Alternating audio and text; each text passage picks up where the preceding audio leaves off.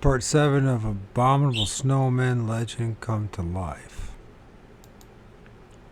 And going through this another brutal section. Man, I mean, the different languages and just the words, you just don't know. You don't know if you're saying half the words right, so please forgive me. I'm not a linguist, and I barely can speak English, so... It says here a list of encounters with let alone.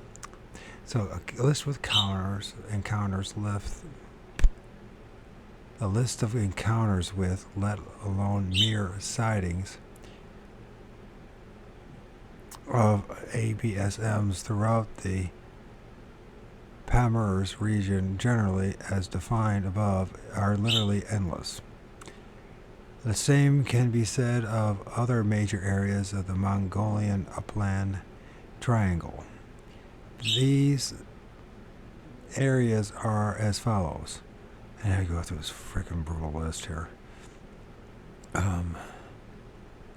First, the upland plateau of Tibet with its three principal super mountain ranges. In the south, the rim with the Karakoram, in the middle the Kunluns that turn south to the head of Indochina, and along the north is Altain Tok that leads into the Nanshans and onto the Xinlings of China. Second, north of the Pamers lies the I guess it's Li. Which one is not pronounced? Elatuk. What is it called? Elatuk. Who knows? Maybe the I is pronounced Shanghai. Tuk. Maybe this was Elituk. And from them stretch the Tainshans to form the northern boundary of the Tamrim Basin of Xinjiang. Next north of these come the Grand LTI, forming the southern border of the Mongolia proper. North of these are the Tanun Ola, I don't know if I said it right, and the mighty Kangai between the Mongolia and Tanu Tuva. Still north again come the Sayan complexes of the Baikals. Baikals is where it is, the Baikals. Lying along the shore of the Great Lake, I guess it's Baikals. They're the same name, so the Lake Baikal and the Baikals, okay. Then in the Gobi Desert lie the Yabolovai Mountains. Finally, there are the Kingens running north to south between the Gobi and the eastern lowlands of Manchuria. There is some suspicion that the ABS Emery may have to be extended still further north through the Stanovios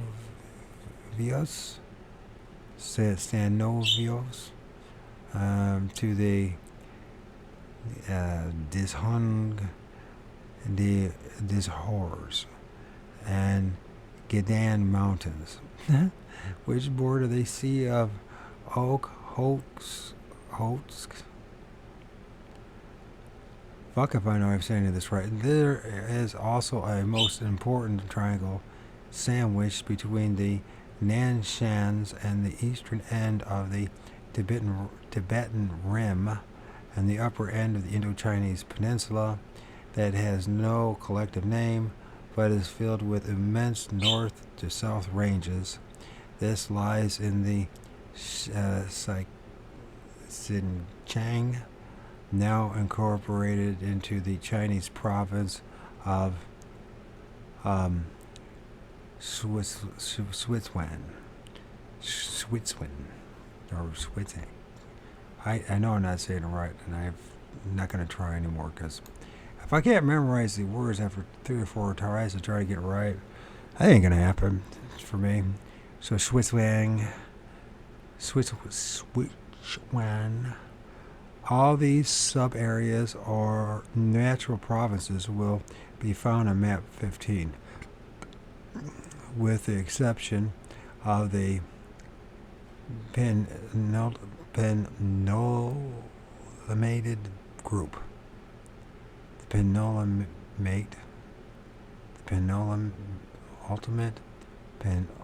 penultimate, okay, except for the penultimate group, which are in far eastern Siberia, from which we have no definite ABS amory.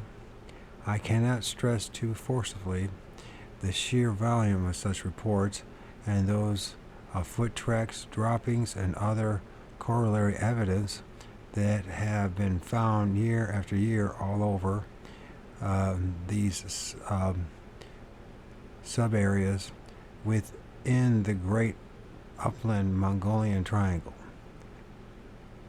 The full record of those that have been published, some 200, that have been properly investigated and assessed scientifically by competent specialists, will form the subject of another book. For now, I shall have to confine myself to a few samples and some further explanatory remarks about the country, vegetation, and general background against which they were recorded. Now, it's interesting. This is very much the and those of and the few that pay attention to me, and no one will probably hear this anyways. We're going to post it.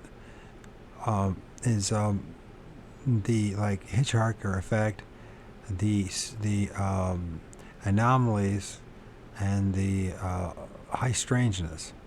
They don't seem to talk about this, right? They don't want to talk about this, and I don't think you can understand what we're dealing with without that. I think it's great that they're figuring out, there's different types of primates and monkeys and, this, that, and the other. But that's, the big story is something much more beyond this. And I understand why he's avoiding it, but I'm sure he knows about it. And if he has really done any of this kind of research, he's experienced some, field research, that is, instead of textbook stuff. And he sounds like he's a guy who is a great adventurer and had been all over the place and spent a lot more time in the wilderness than any of us have or ever will. And so for him not to ever bring that up, it's a bit cowardly of him, I would say, even if it violates his worldviews. But he does hint about it here and there, but he doesn't go in any, he just kind of hints. Anyways, first, the general Parmars region and the Russian expedition brought to light half a dozen of the most recent and categoric reports. One was supplied by a man described as a quite well-to-do resident in Chesteb, who did a lot of hunting for pleasure. In 1939, in the spring, about 4 o'clock in the afternoon, while he was walking around, he saw some man who actually jumped on him. They started wrestling. This was the Gulbiavan. The Gul Bayavan. The hunter was very strong and tall and heavy, and once he was able to lasso a bear, now this hunter wrestled with Gul Bayavan, and the Gul Bayavan was covered with short, soft wool, and the man could not get hold of anything. It sounds familiar, like it's a different story. On the face of this man there was all sorts of wool, and there was a terrible odor coming from him. Finally, the hunter was able to throw the Gul Bayavan to the ground. I have a hard time believing this. If this was a real Sasquatch, if this is a real story, no way. But at the same time, he lost consciousness himself. Now, that makes sense. The villagers came upon the man and brought him home. When he came to, it was late in the evening, and he told how he met the Gul Bayavan, and the villagers told him that he was lying on the ground, and the ground around him bore evidence of the wrestling match. In the same area, intelligent local people made many sworn statements, such as a man in Roharv was traveling with two others through the pass of Karatinjan and Vahoy. I think it's Vahoy, but I don't know. Vahio, maybe it's Vahio.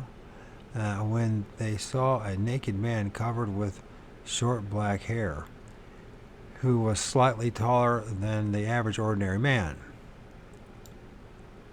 and which had a very strong smell.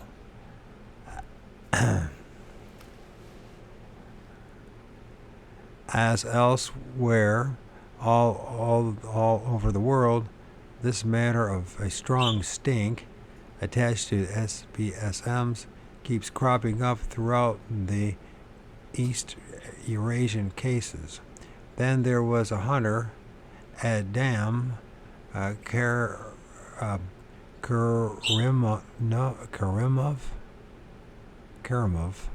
something like that, Karimov, from a place called Uskrug between Roharv and Bododai. He called the creature he encountered a Violta,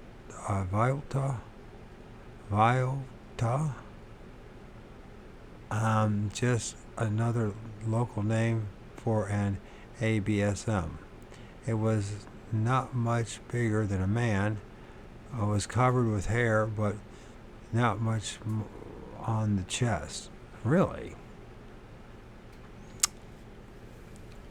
That's the first time I heard that. Outside of that one from Romania, I think it's fake. But then again, I could be wrong. Subject to change. Always subject to change. Man, we're dealing with something that's beyond our understanding and beyond zoologists' understanding, unfortunately, or anthropologists, or any otologist. It was not much bigger than a man. It was covered with hair, but not much on his chest. It had a bare face and ears sticking out, really, and it did not have much hair. Rather pleasantly, the report states that at the time Andam met the Voita, he was leading a goat, but gave way to him. The Volta, a group of hunters named Lerer, Eltai Metai, Beck Surger, don't count on any of the names being right, and Tess Stembeck, who were with the reporter and his father, one Abdurrahmanov. Abdul Hamid. When it camped for the night, it heard something tearing lightly in the grass, and running out apparently with a light saw what they called a ghoul bayaban, about 6 feet 6 inches tall, covered with hair, had a powerful and unpleasant smell. That was in 1951. Some of these most interesting information collected on East Eurasian ABSMs comes from Koklov's original inquiries at the beginning of the century, mentioned above. Kokolov obtained most of this through that group of Kazakh nation, which had moved northeast and settled along the edge of the Great Barrier north of Kirkis, between the Abkhin Mountains and Tanu Tuva. These people were actually foreigners too, and were not acquainted with the uplands beyond the barrier, but they penetrated into it via certain lowland basins having entrances pointing to the west. The most notable of these is called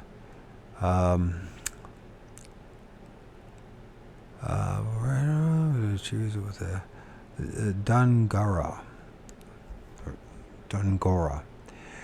which is an immense lowland pocket into which the western steppes, i.e. prairies to us, penetrate via two great valleys separated by the Tarbagai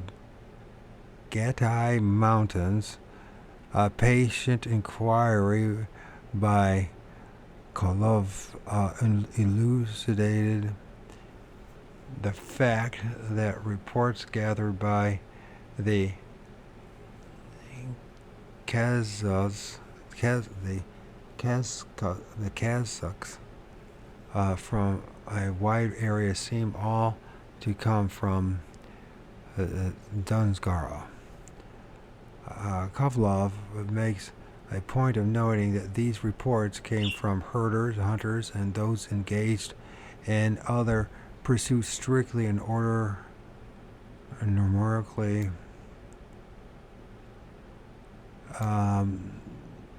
Okay.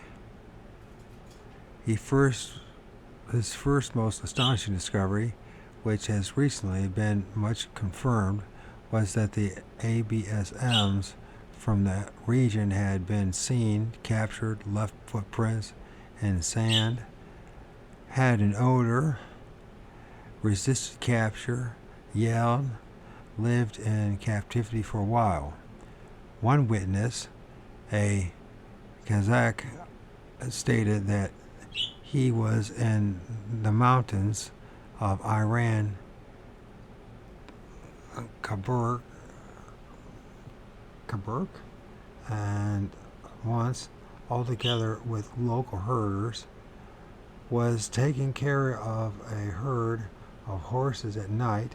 Towards dawn, they saw some man prowling around, and suspecting a thief, they jumped on the saddle, taking along long poles with nooses, which are used to catch horses, arcans, lassos. But the man was running awkwardly and not too fast. They succeeded in capturing him.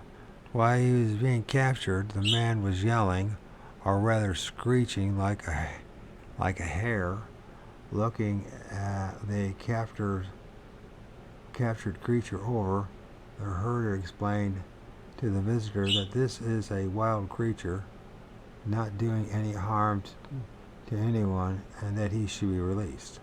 The wild man was a male of below average height.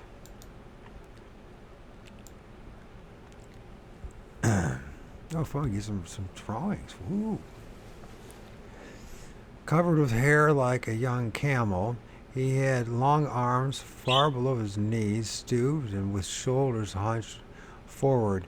His chest was flat and narrow, the forehead sloped over, the eyes with prominently arched brows. The low jaws was massive. See, the lower jaw was massive without any chin.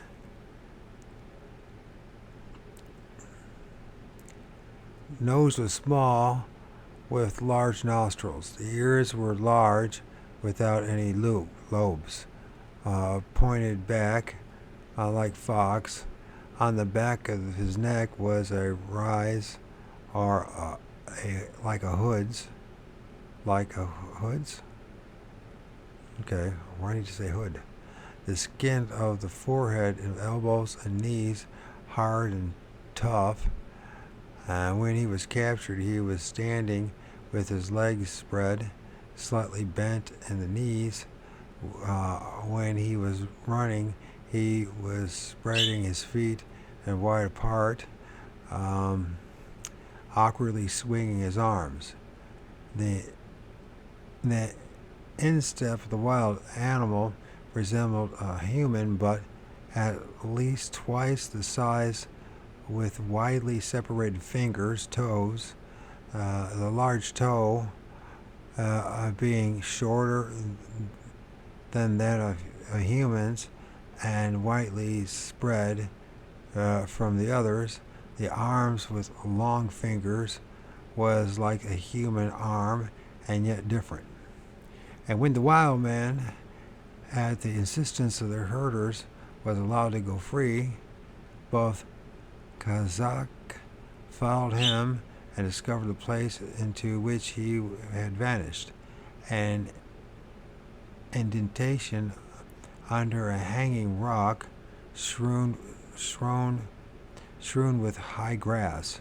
The local residents offered additional information about these creatures, that they lived in pairs, seldom seen by people, and not at all dangerous to humans. The second witness, found by Koklov,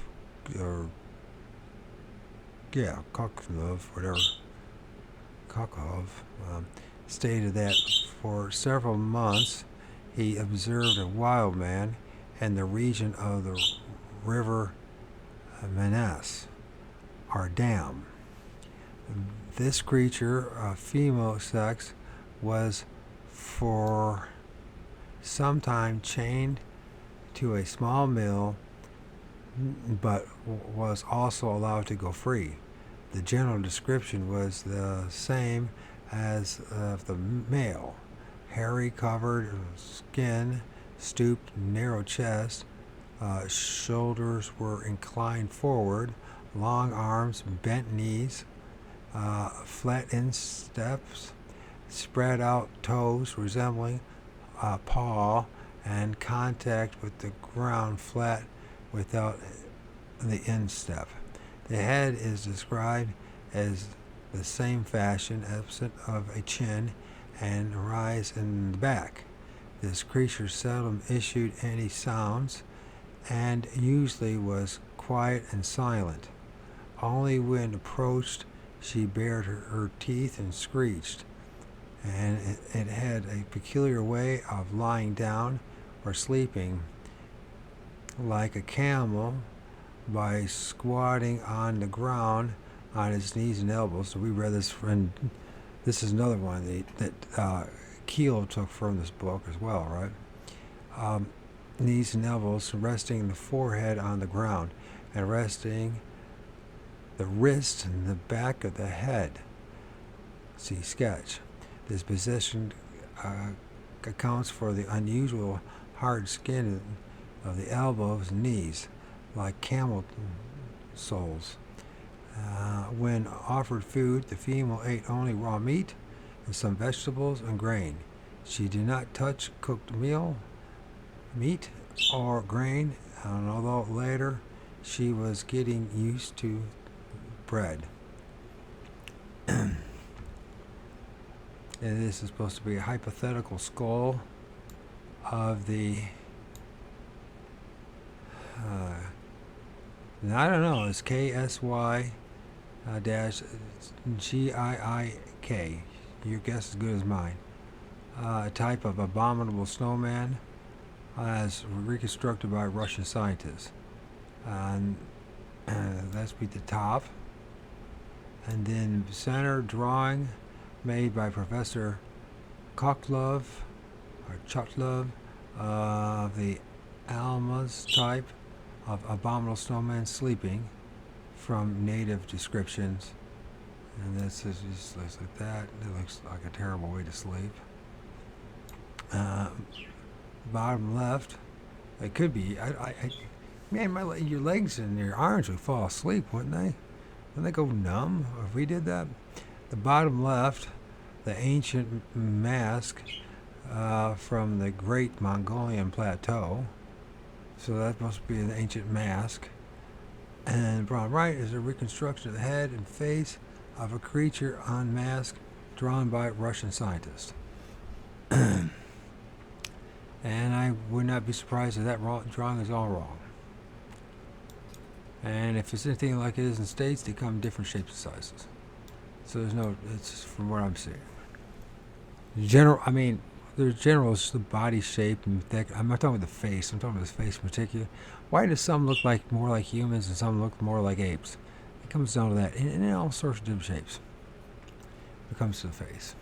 The time she would catch and eat some insects, she would drink in animal fashion by lapping water, or sometimes she would dip her arms in water and lick the water. When she was allowed to go free, she ran awkwardly swinging her arms to the nearby reeds where she disappeared.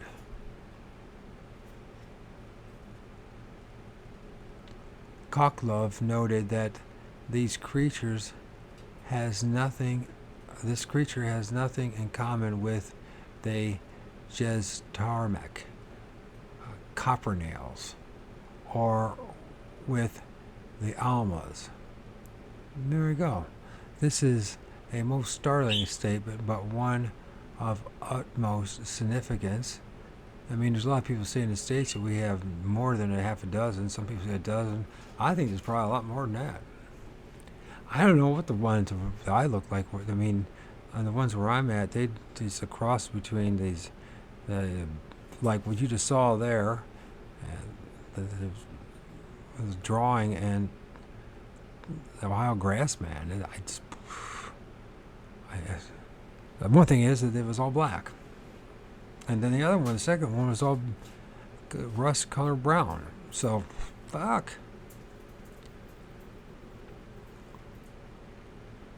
And in talking this way, people think you're crazy, but that doesn't really matter because they don't know what they're talking about, and that's what all these people. I mean, when you find out the things I find out, what do you think's going to happen? You keep your mouth shut, or if you don't want it to be ridiculed and ostracized. But I had nothing to lose by speaking the truth because everyone already rejected me for other reasons before I had to it. So, and I did. And nothing I did really was all that significant. Nothing was good. I mean, none of it was, something that. Let's put it like everything that I got that I have been rejected for, you could not throw me in prison for. Let's put it that way. That says something, doesn't it?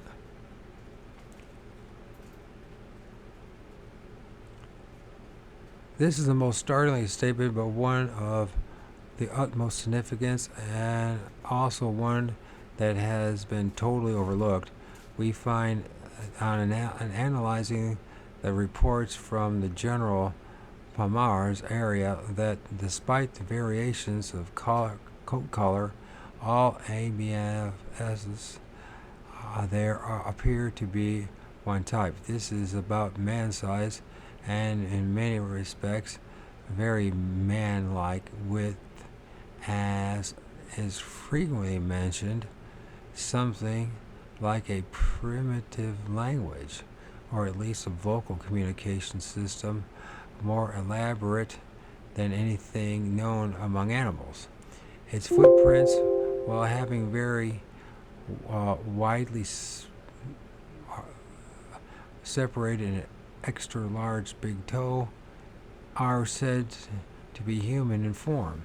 This type, which incidentally seems to be the same as the Caucasian captor, or captor. Once again, Kaptar. I would say captor, or captar. It is mostly commonly called by one of the names in the Ghoul, and I'm not sure. I think it's Gulivan,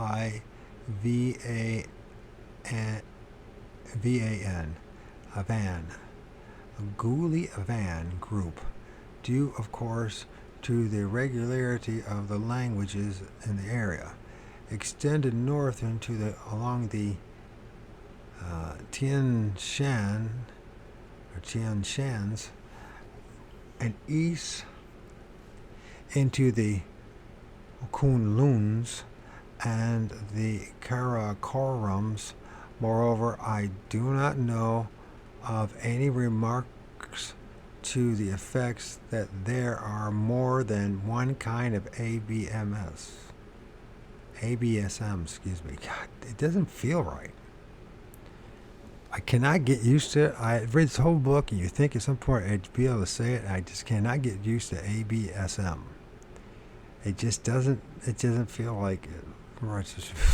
Throughout these three regions, the larger and more bestial Mata type, with two semi-opposed toes, begins only east of the Karakorums along the southern Tibetan rim, and possibly in the Himalayas, though, and this is exceedingly strange, I cannot actually find a single report of this type from any part of that range.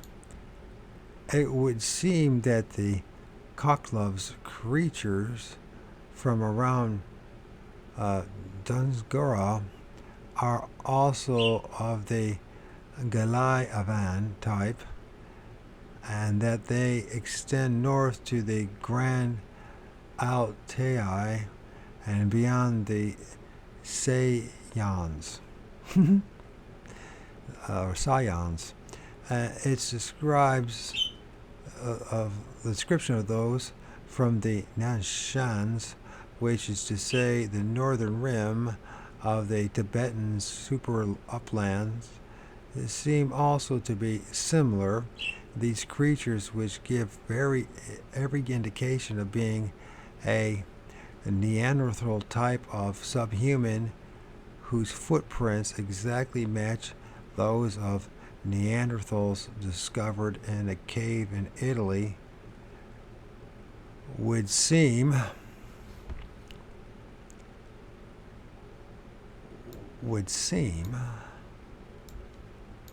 to be a mountain-dwelling form. In fact, they are montane form, for not one single report of them from down on either the lowlands or even on the Mongolian plateau itself has ever been recorded.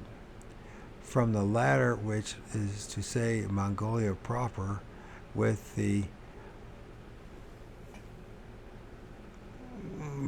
Kanjai Mountains that arise in its center, and the vast Gobi Desert, together with the Alashan, the Ordos, the Turfan, and even possibly the lowlands of Dungara and Tamrin. If we get reports only of the little almas, these are much smaller and apparently even more human, and seem always to have been regarded simply as extremely primitive humans, hairy and without speech, understandable to us,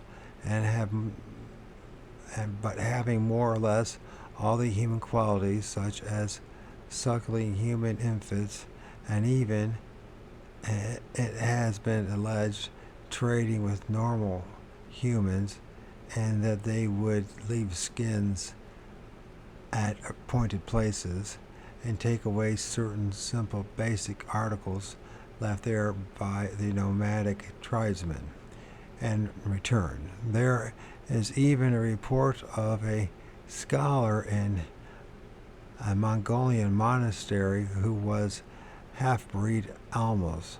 Really? This report comes from Professor Rinchin mentioned previously, and reads, there was a lama in the Laman Jijin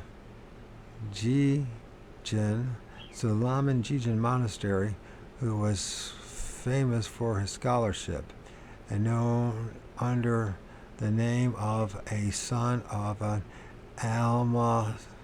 Almeska.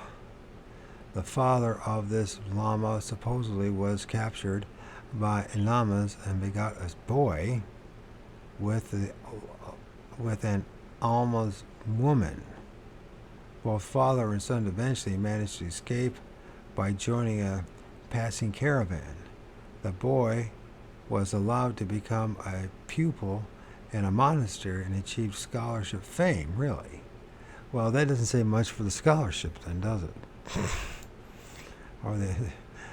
Seriously,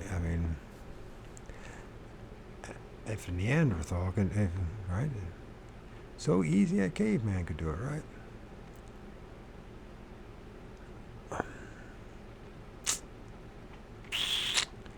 The same informant, one Jindul from Karumal of the Bant Hunger District, recently told Dr. Rinchin that the 1937 he saw in the monastery Maroon Kur, I don't know if it's said, I don't care, the entire skin or hide of an almas, which was fastened to the ceiling of the temple. This skin was taken off by a cut along the back so that it remained practically intact, and one could see that it had human-like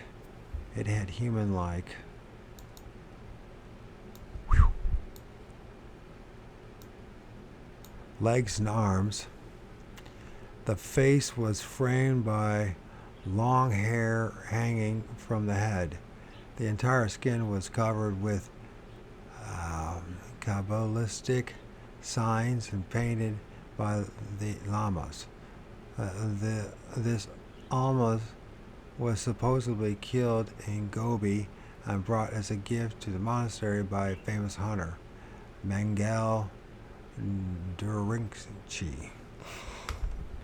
I don't even know if I'm saying these names right. I know I keep saying it, but it's just so it's just very distraughting. It's very disturbing that I can't say it.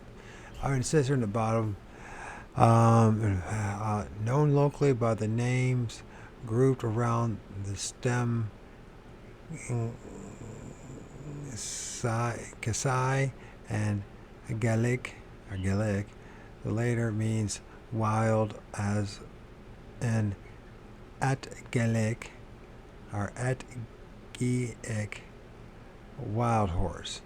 The spring of 1948, the official caretaker of a cave known as the Witch's Cave near Torano, Italy.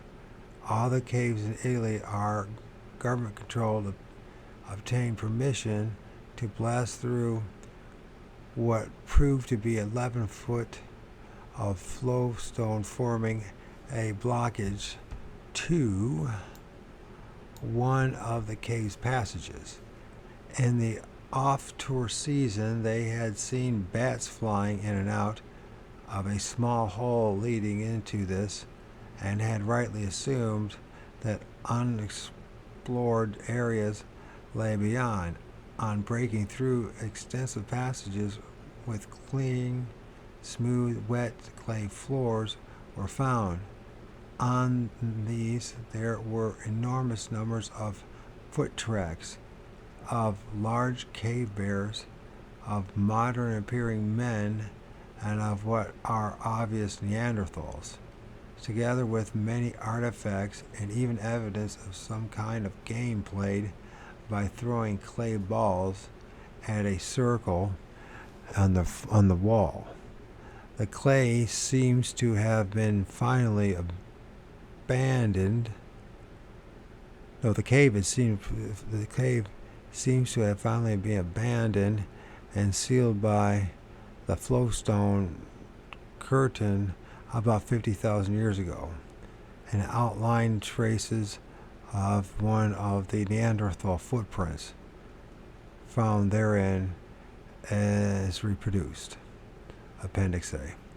And of course, that 50,000 year stuff, who the hell knows? But how can you, after having these stories, and if it is possibly even provable, that kind of, why that's the reason why they don't want to talk about it, because it ruins everything. It doesn't just ruin, the foundation of science. It ruins religion itself. And in particular, there's a great question that needs to be asked, and that is, why did they hide this from us? Why is it they're so upset about us knowing about their other beings, humanoids? What's the big deal? And I think part of the problem might just be that they might. Okay, let's see if we do this. These are quite surprising. Opposite of the Georgian what's really going on, Western approaches Russian find to Esau. What I'm trying to say is that it seems that this I think this is part 6 now of.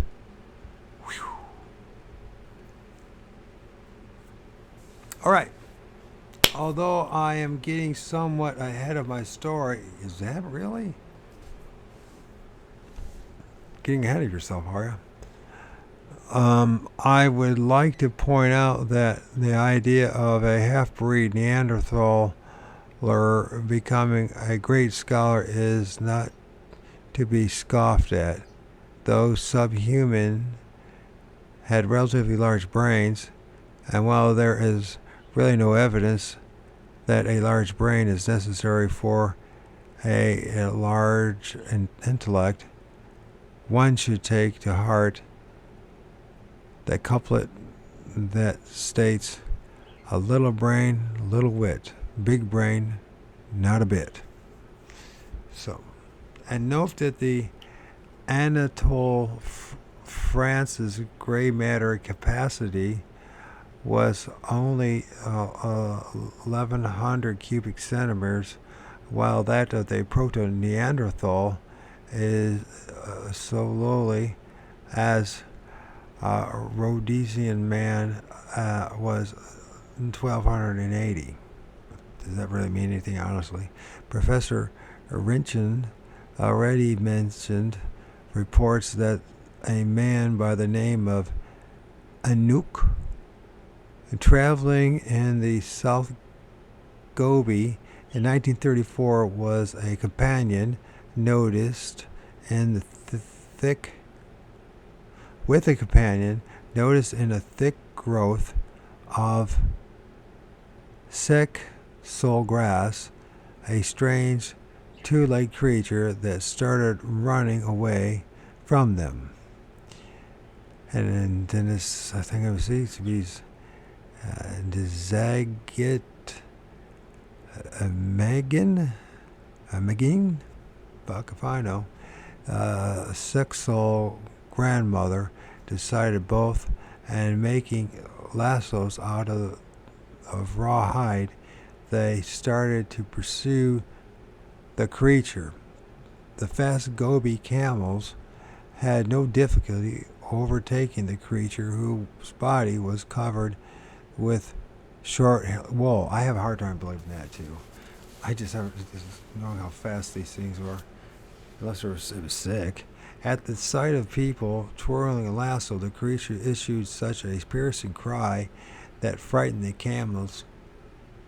That the frightened camels would not budge any further, and the creature was able to escape behind a rocky furrow.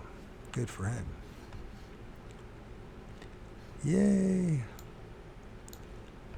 Then again, there is the story of a caravan on the way to Kuku Koto in Inner Mongolia.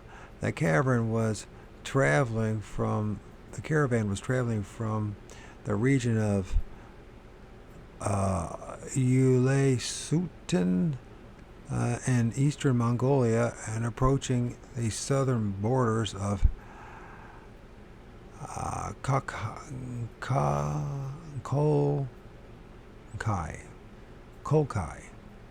the borders of Kolkai, when it was decided to stop to rest near a place thickly grown with sexol grass. When they were ready to start again, the man who was set to get together the camels could not be found anywhere. An all-experienced guide told the men that in this location may be some Zangan almas advanced, and advised that more than one man should go searching. After a while, the 3 men who were sent out to search came to a cave and saw on the ground in front of it signs of a struggle between 2 people, one having shoes and the other barefoot.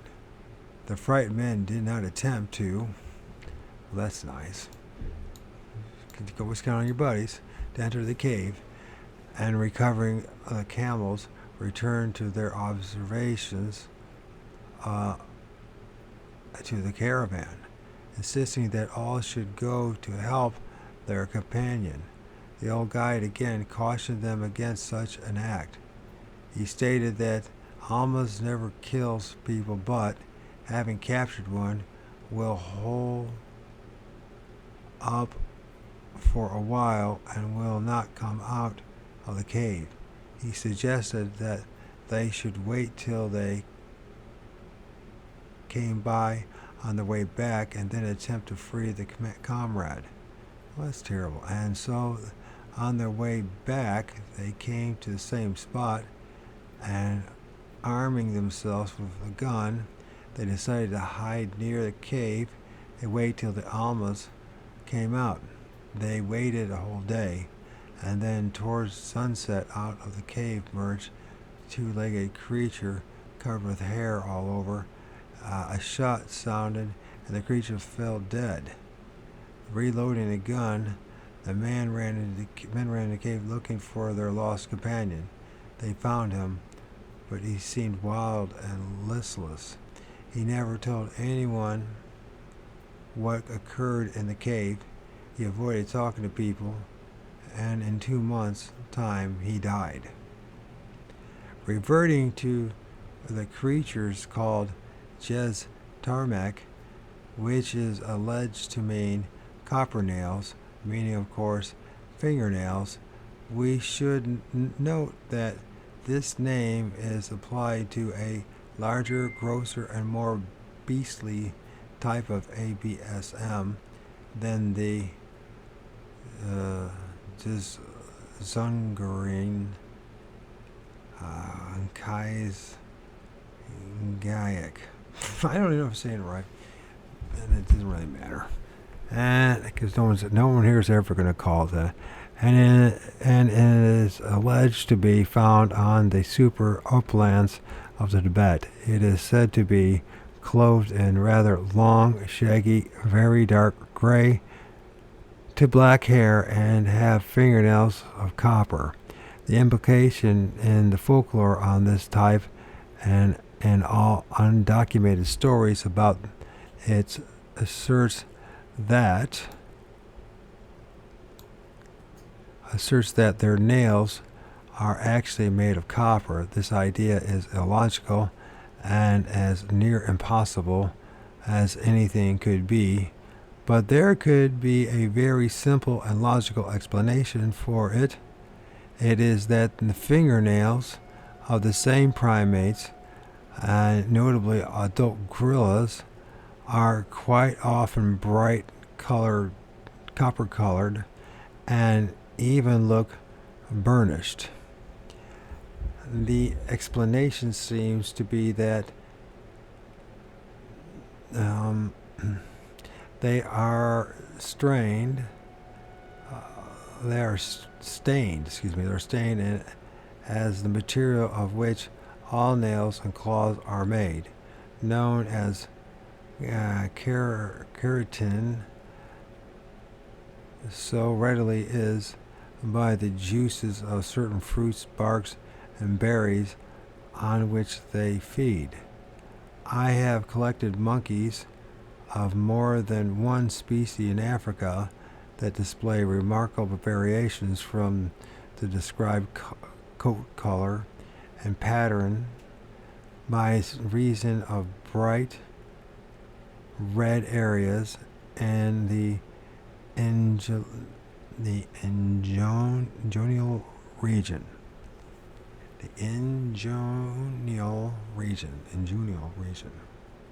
Or inguinal region? Let me see what that word's pronounced.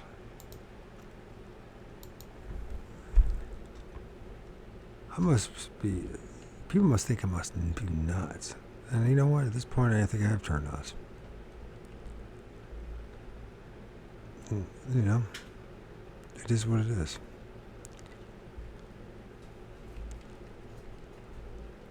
I think I'm doing a pretty good job considering being a nutter.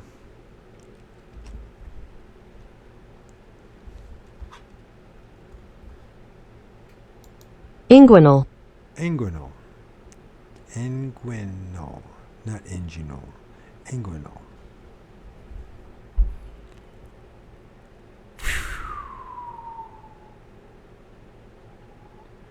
Sometimes on the lower face and even on the chest and inner arms.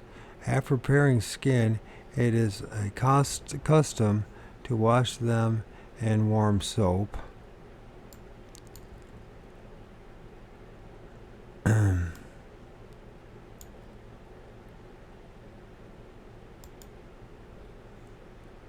Let's see. Okay. Wash in warm soap or soap water before drying them for museum preservation. On doing this to these monkey pelts, we were amazed to find that all this bright copper color washed out and left the fur pure white or yellow. Experiment elicited the fact that the ingestion of certain fruits selected for us by local people, although looking green and otherwise quite innocent, produce this vivid red stain on the pelts of caged monkeys within a matter of days by dribbling from the mouth and anus, and when said fruits were eliminated from their diets, the color persisted for weeks. Their fingernails also remained bright copper color until they grew out from the bottom up. While everybody has for centuries been alluding to Tibet as the real center of ABSMery, there turns out to be surprisingly little of a concrete nature from the vast land.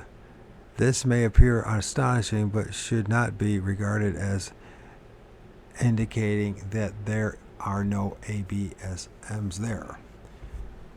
Quite the contrary, it appears to be the true heartland of the whole matter, but as I have been at pains to try and explain above, there is a deep-seated proto-religious prejudice against speaking of the matter to foreigners, while at the same time a number of foreigners to visit Tibet throughout the ages has really been extraordinarily small.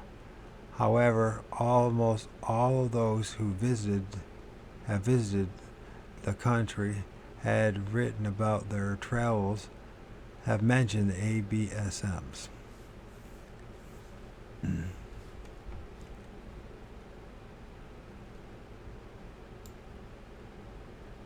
The American William W.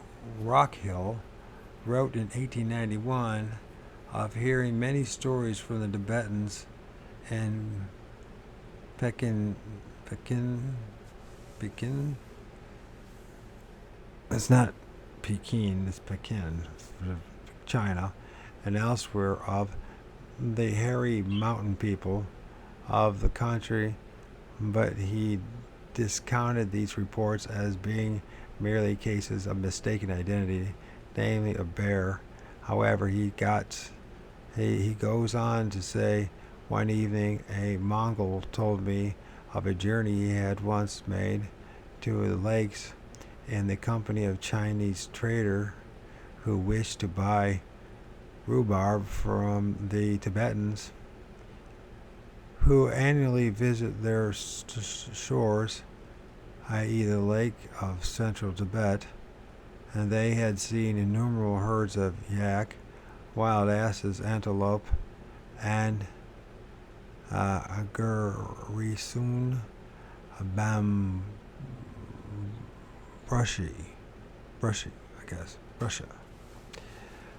This expression means literally wild man, and the speaker insisted that such they were, covered with long hair, standing erect, and making tracks like men, and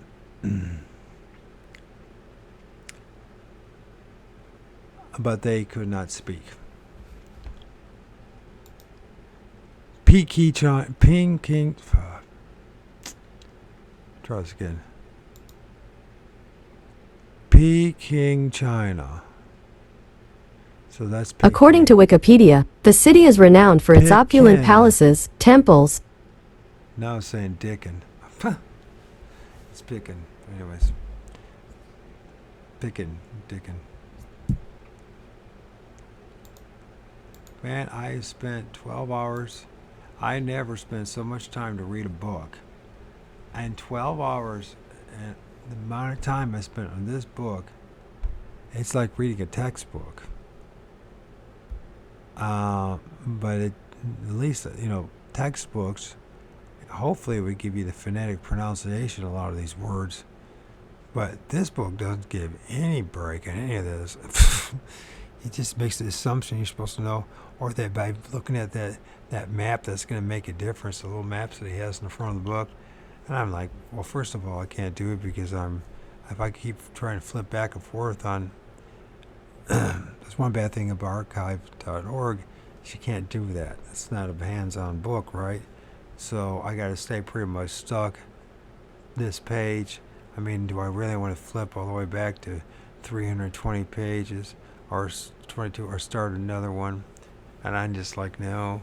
And so there's so many limitations like this. But like I said, I need to do this. I need to speak out loud. And I get like a double-edged sword for me too. It's because of my reading and my sight. So got to use a bigger screen monitor to be able to see what freaking I'm reading. I'm losing everything basically. It's a combination of getting old and having MS, and so I'm just losing all the human beings' natural abilities, and I'm not that smart to begin with. So it's quite a challenge. W.M. McGovern, in his book to Lhasa in Disguise in 1924, says in nearly all parts of Tibet one finds the tradition of the existence of a primitive race of men, former inhabitants of a land who have been driven out off the plains by the Tibetans, and who now dwell only in the passes and the inaccessible mountain crags. My own servant referred to them as snowmen. They are said to be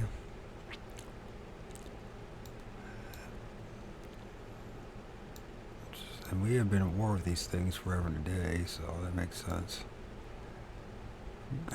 Great hairy creatures, huge in size and possessed with incredible physical strength, although having a certain low cunning, they are deficient in intelligence, and it is the intellectual superiority of the Tibetans that has enabled them to oust the primitive snowman from the plains. It is just like the story Esau and Jacob. The Tibetans, out of the plains. It has been permitted to no white men to meet these snowmen. He adds to, another point that Rockhill, who came across this tradition in the extreme eastern part of Tibet, i.e. the land of the Duz-Ta, suggests that his land of the Lamas, that the wild man may be nothing other than bears. For other parts of Tibet, this explanation could scarcely be valid, since in many parts of Tibet, as far example in Kapta Dzong, Pere, and the surrounding districts, bears are unknown. This is rather significant statement in view of the constant insistence that all kinds of bears, although varieties of the Eurasian brown bear are found all over Tibet. Actually, it does not matter.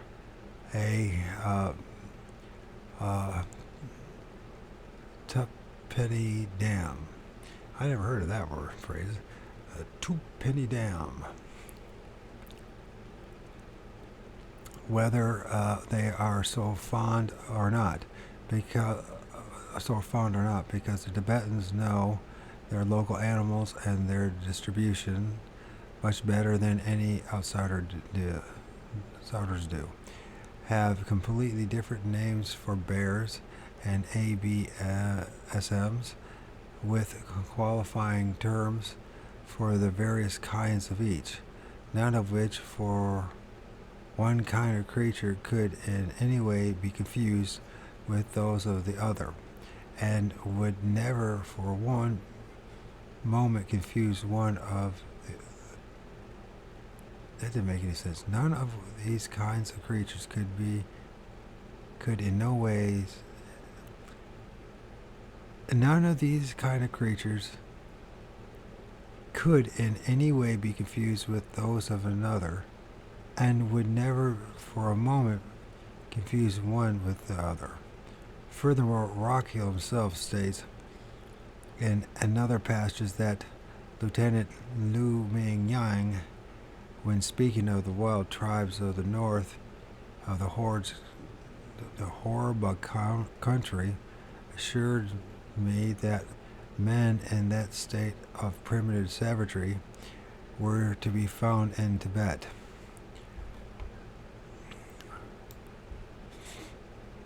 some few years ago, that was before 1890, author, there was a forest fire on the flank of Mount Kalu, east of Kenzi, and the flames drove a number of wild men out to the woods. These were seen by him. They were very hairy. Their language was incomprehensible to Tibetans, and they wore most primitive garments made of skins. This is a pretty startling statement, for Rockhill was rather a nasty kind of skeptic, given to debunking anything possible, imbued not only with the then current pomposity of all Western travelers, but with an almost modern craze for mediocrity and the disposal of all things that did not fit the accepted pattern. Having disputed of the ABSMs proper as bears standing on their hind legs, he then fell with a wallop into a report of primitive humans with hairy bodies in a place where they ought not to have been, at least by Victorian estimation, and all on the say-so of a Chinese lieutenant. It is a strange commentary.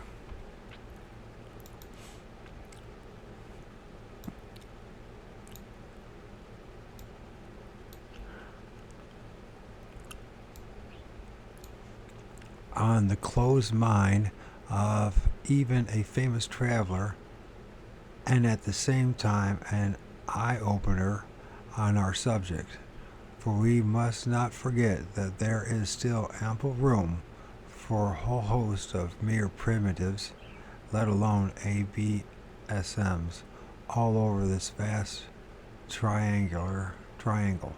Further, we must not forget those forlorn people, still at least until recently, maintaining a bear cult called the hairy Ainu, the hairy Ainu of the Japanese island of Hokkaido. They seem to have been Caucasoids of an extremely early vintage, and they certainly were hairy, and in some cases still are, despite their persecution.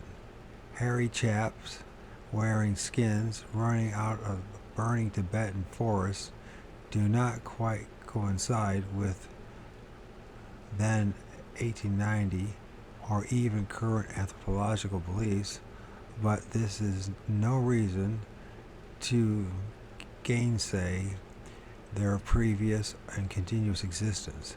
Apparently Tibetans took and still take all this quite complacently. Just to make matters worse, the name Rockhill must add still another brief passage that states legends concerning wild men in Central Asia were current in the Middle Ages.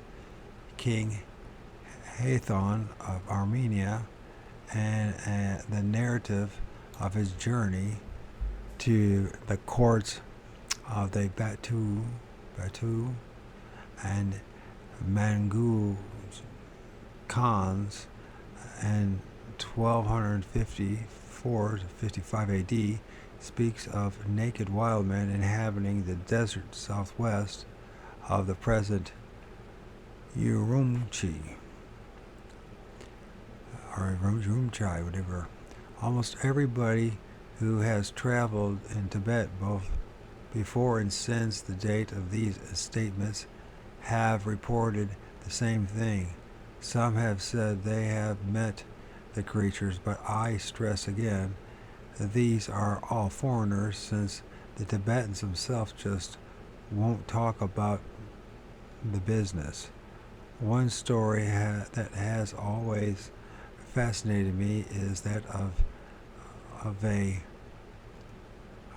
Kirk Kirkis named Sayakbaya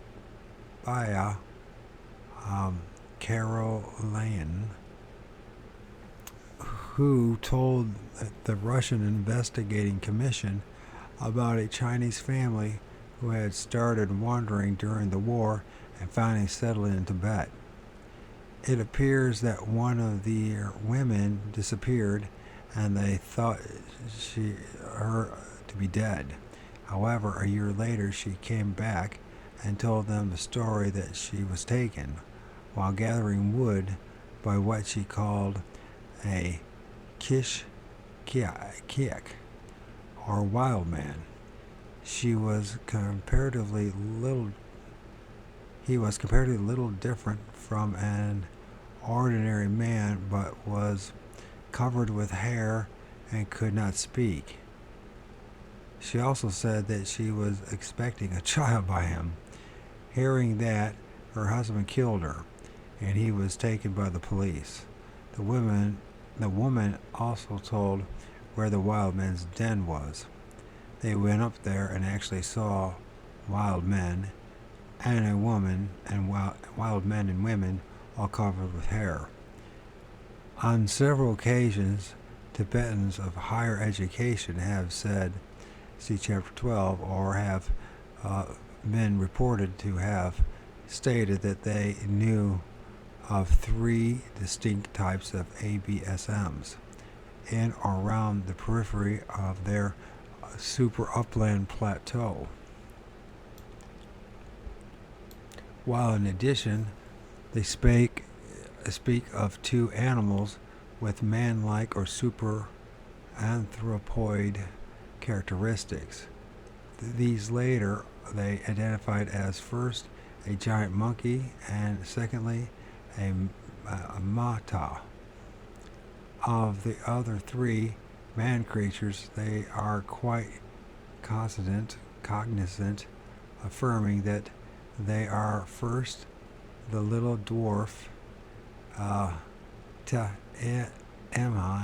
Emma, that's THEIMA,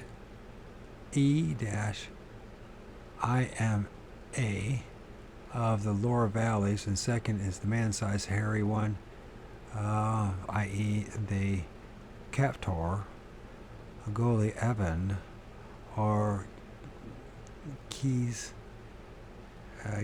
Gaic type, and the third something quite else. This is the mighty Dusta type, known to the Chinese as the Ginsung, a real giant, shaggy coated, able to stay for long periods in rugged country, dangerous, a stock raider, but possesses an almost exactly human type foot. This, they say, and everybody else agrees, is not found along either of the Himalayas or the southern Tibetan rim, nor even in the Nanshans, but is confined to the unnamed triangle between these, the upper Indochina and the Chinese escarpment. This same type stem seems to prevail also in the Tapashan and the Sinlings, the range between Shinsai and the Gobi, and again north along the mighty Kinjans that separates the Gobi from Manchuria. I don't know if I said that right. And on into the little Kinjans. Maybe that's a river that they might be able to find the pronunciation for. But I might.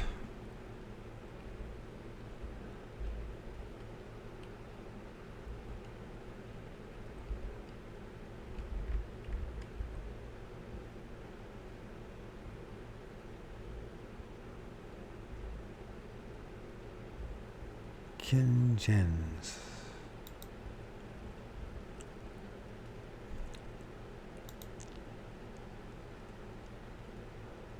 铃声 Kinjon.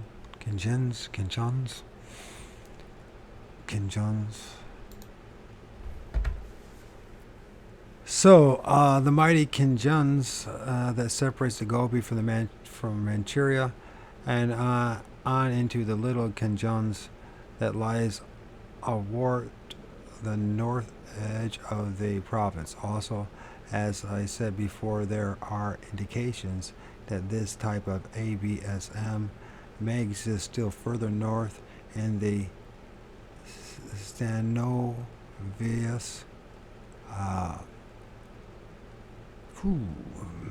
Dishung, Disher, Giddens, and even the Anadurs. This is of the utmost significance since it is the only escape from there to Alaska. While this dude's type ABSM seems to conform very closely, if not to be identical with our Sasquatches and Omas. Here indeed is a strange situation to contemplate. We start out with the suggestion that there might possibly be someone kind as yet uncaught and undescribed animal, probably an anthropoid or a race of runaway human delinquents in the Himalayas, which somehow got colorfully called abominable snowmen. And we end up with a whole galaxy of unknown spread over 5 continents and concentrated in eastern upperland Eurasia, whereby the word of those people who know most about the subject locally speak the local languages and have devoted most time to the matter. There appear to be no less than 5 very distinct types, each with its own characteristics and habit. Namely, 1, the mountain Neanderthals of the West; 2, the little Almas, also Neanderthals and mere primitives of the hot deserts; 3, the bestial Mata of the Tibetan Upper Plateau; 4, the giant Zuta, a Gigantopithecus. Giant Pathicus. I can't say it. Gigantopithecus. Giant Pathicus. The Gigantopithecus.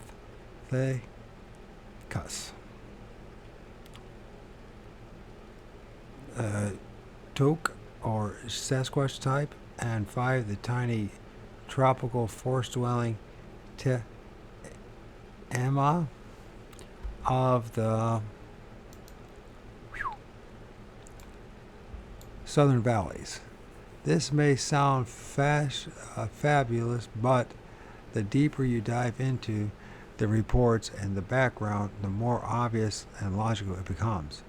Distinctive nature of each of the 5 is perfectly in accord with the varying nature of the other groups of mammals. And take, for instance, the wild sheep of this area. There are distinctive species and or races in each of the great mountain blocks, while other hoofed animals replace these on the lowlands and comparative lowlands. On the hot deserts, other on the upland cold deserts. Then also the actual geographical distribution is also perfectly consistent in that one kind inhabits the far west, the Caucasus, and the western fringes of the plateau, another comparative lowlands of the middle, and a third in the eastern mountainous edges, still another the Tibetan plateau and its superimposed mountain ranges, and the last only warm valleys of the extreme southern periphery of the area. These divisions, furthermore, coincide with the distribution of both vegetation and vegetational types of growth.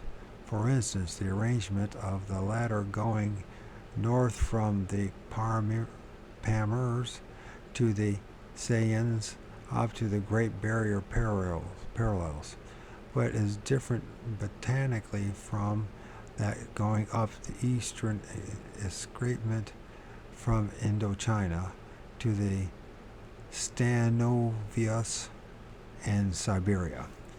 The whole picture, in fact, despite its enormous complexity and our gross overall lack of knowledge of the area, is perfectly logical and consists with all natural facts and factors.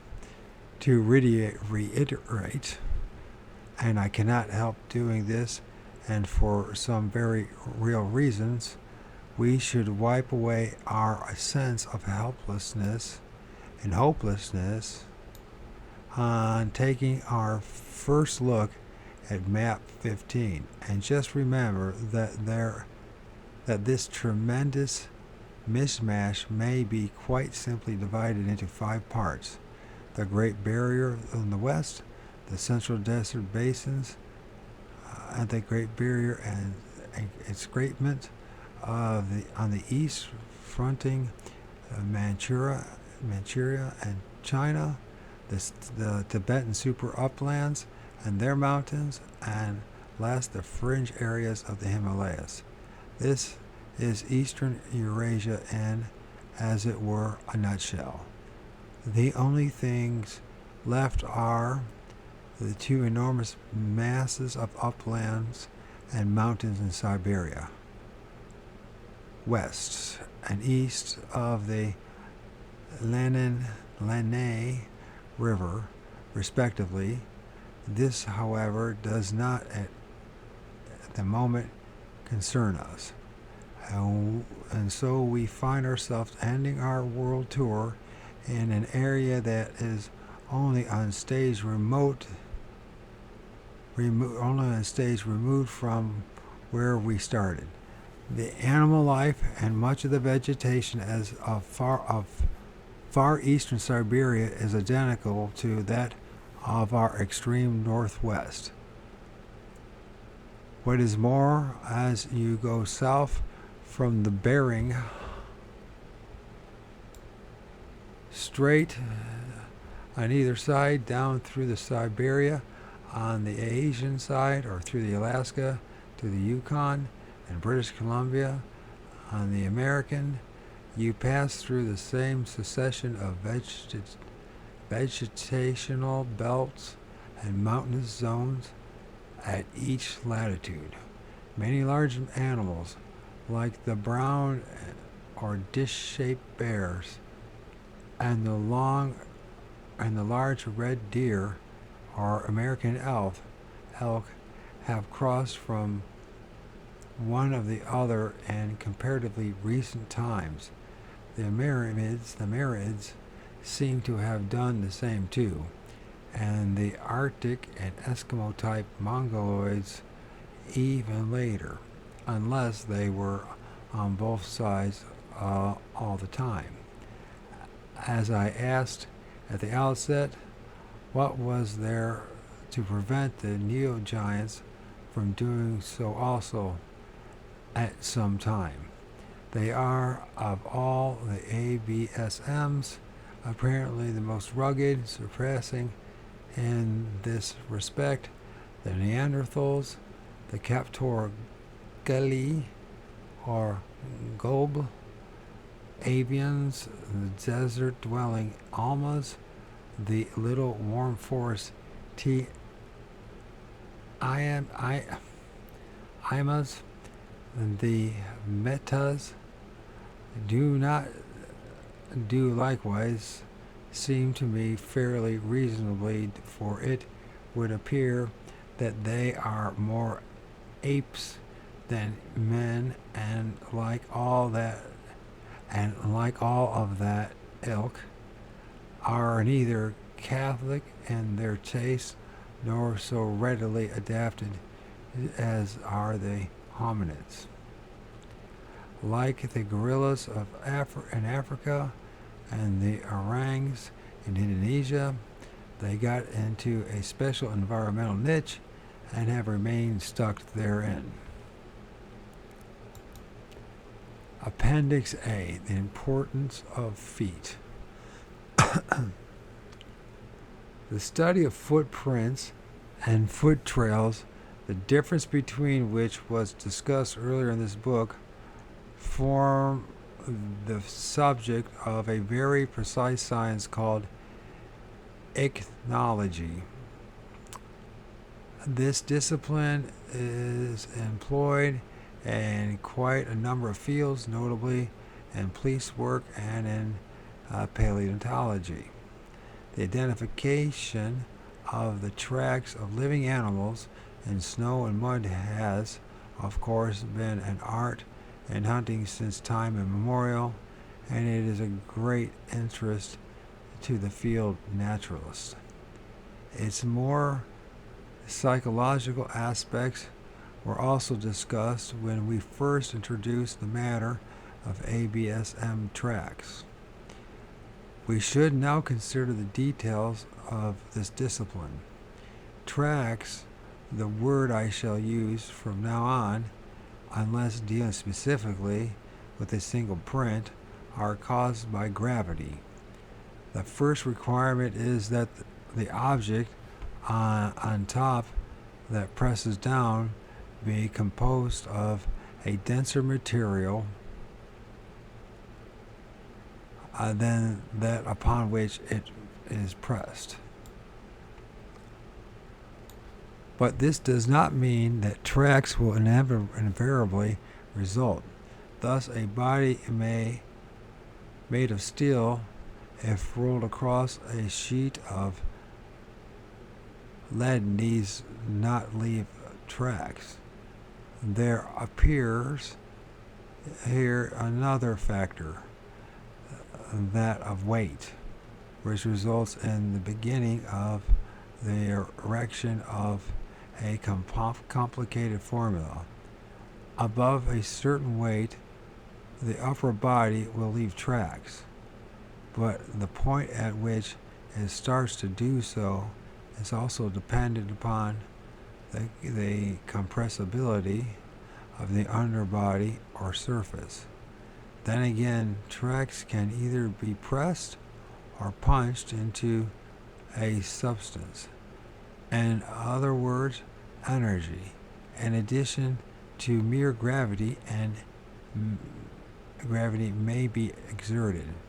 In this case, the point at which an impression begins varies according to quite a number of factors, which fortunately need not concern us, since they lie in realms of engineering that do not apply to purely biological matters. Nevertheless, one must bear in mind that there is a considerable difference in appearance between a print and a print made by pressing and one made by punching an object downward into a surface. The former will be found to be surrounded by little cracks, all running inwards to the gutter of the print, while the latter will be surrounded by a sort of levee or ridge. One of the easiest way to spot an artificially made print is to find such an impact ridge around a point where there is no cause for it under natural conditions pertaining on the terrain. By this, by this is meant where the creature, and this does not apply to machines, has no cause to jump. Jumping results in application of weight and to normal gravity, and so is equivalent to punching. Thus, a creature running rather than walking will leave differently formed individual prints than going downhill, and they will be quite other than when it is going uphill. Already, the matter becomes, as you may readily agree, complicated, but there are several further complexities. Perhaps the most notable is the area of the object which makes any print, and in the case of animals, the number of such objects, i.e. hands, feet, tail, and other appendages, employed in so walking, running, hopping, and jumping, or otherwise progressing. The other most important factor is naturally the nature of the material or surface into which the tracks are impressed. This is itself an enormously complicated subject. Tracks may be left in gravel or sand, all of which are, of course, much denser than any animal foot that passes over them. This is due to their particulation or looseness. They are dry, and such substances range widely in consistency from what are called screes.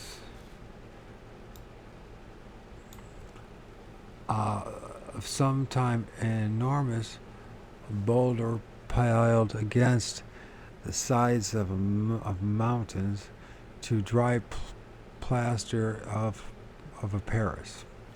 Much finer substances have now been artificially developed, but in nature we need not concern ourselves with anything much finer than what we call a fine dried silt, which is a little coarser than dry plaster.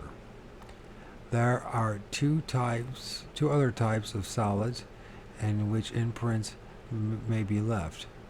There are first materials such as lead that are themselves malleable, are what is commonly called soft, or secondly, solutions in the widest sense of the word.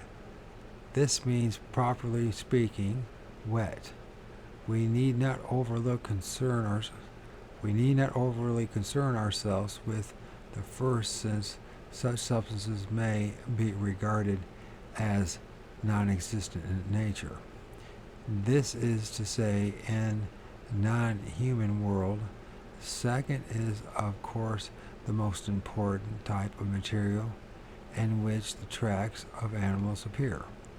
And this goes for snow, which is in many respects holds an intermediate position, since dependent upon temperature, it may be either a particulated material or a mere wet mixture. Prints can thus be left in three kinds of substances: dry as sand, wet as muds, and snow, or snow which has to be separately classified.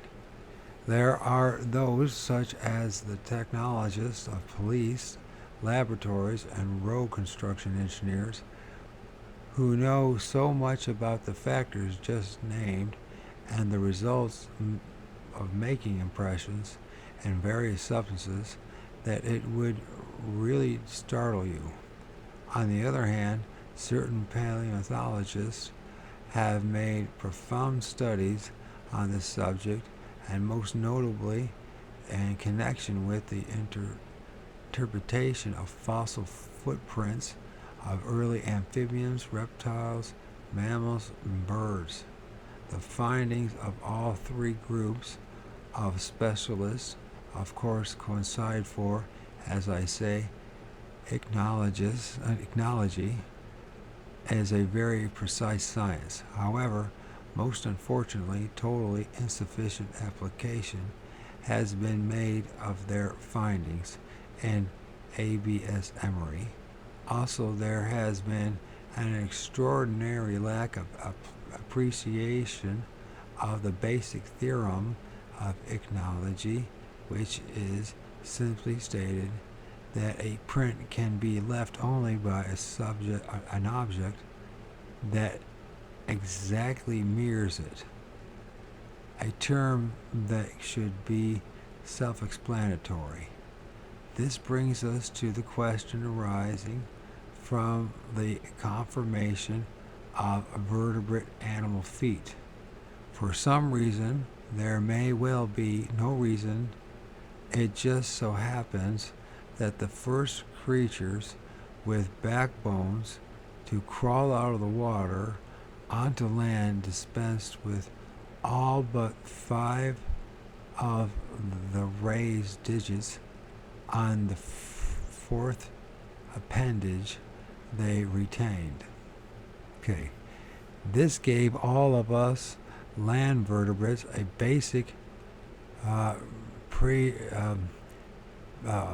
pentadactyl pattern. So a pentadactyl pattern, i.e. 4 legs each with 5 fingers or toes. True, there are some animals like whales that have somehow again reduplicated the number of phalanx and their digital extremities. This is actually one of the most extraordinary things about zoology, as it flies in the face of one of the basic precepts of genetics, namely that characteristics once lost cannot be resuscitated from the same source. The additional phalanx of the crustaceans are phytogenetically developed by reduplication. This basic 5-fingered and 5-toed pattern speaks much for the utility origin of all land vertebrates, the amphibians, reptiles, birds, and mammals. Many forms of all these major groups have at one time or another lost one or more phalanx on various digits, whole digits, or even whole limbs. The snakes, for instance, have lost everything, and the result may be the most readily seen in the mirrored prints by the hand and feet of various types.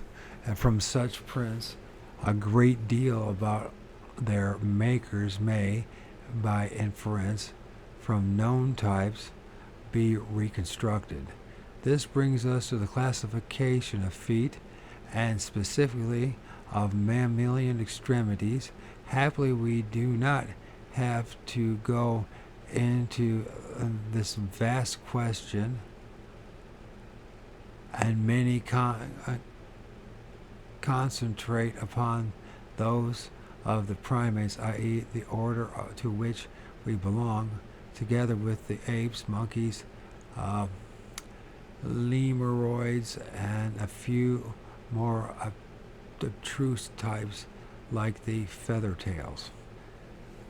The primate foot as opposed to their hands, which we may also form now on ignorance, is pedidactyl, i.e. five-toed, but is otherwise of a variety of forms.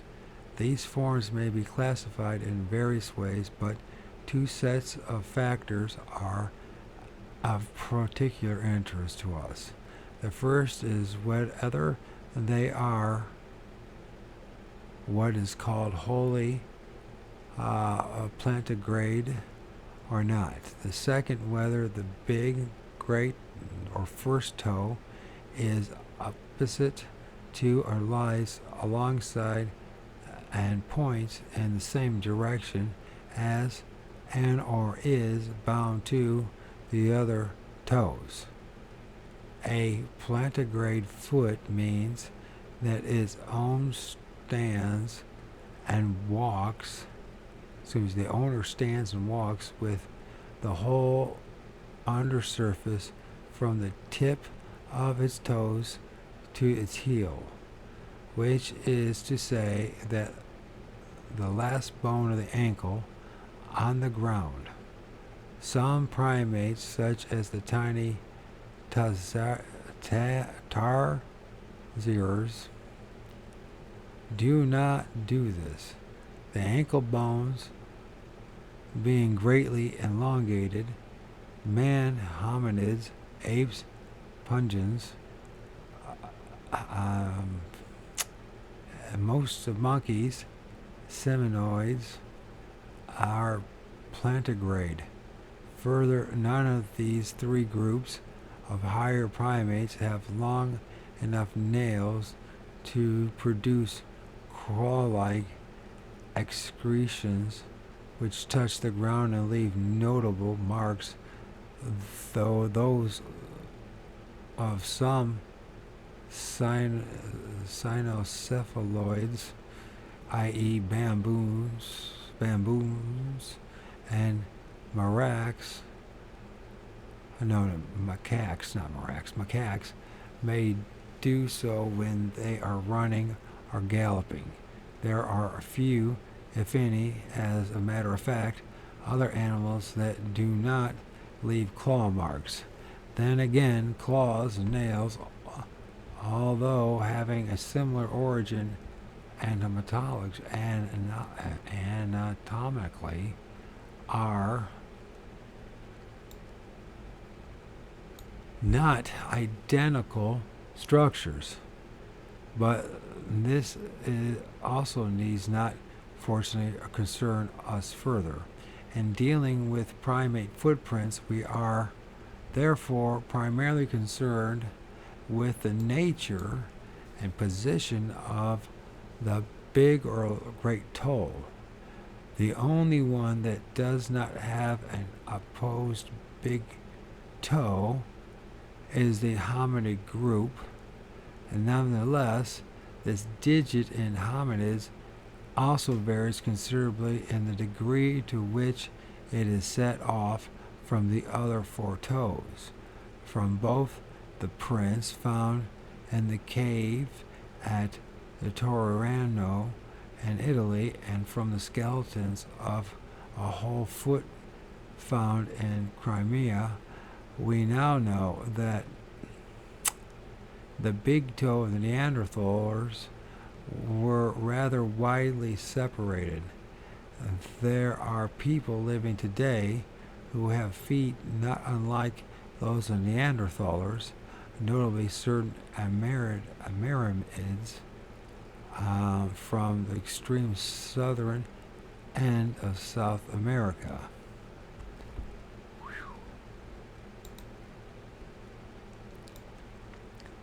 Photo in the article of Dr.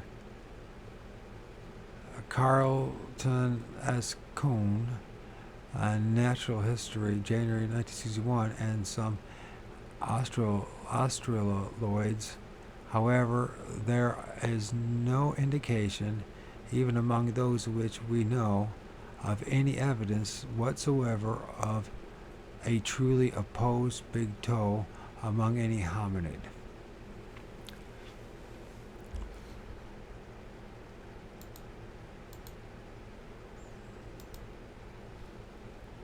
One known fact about abnormalities among human feet is nothing less of some significance to our story.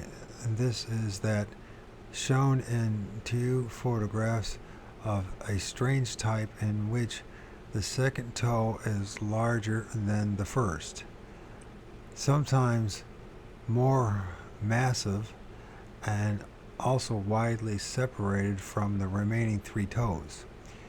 This is a more odd than the second and third toe of normal modern man are partially webbed.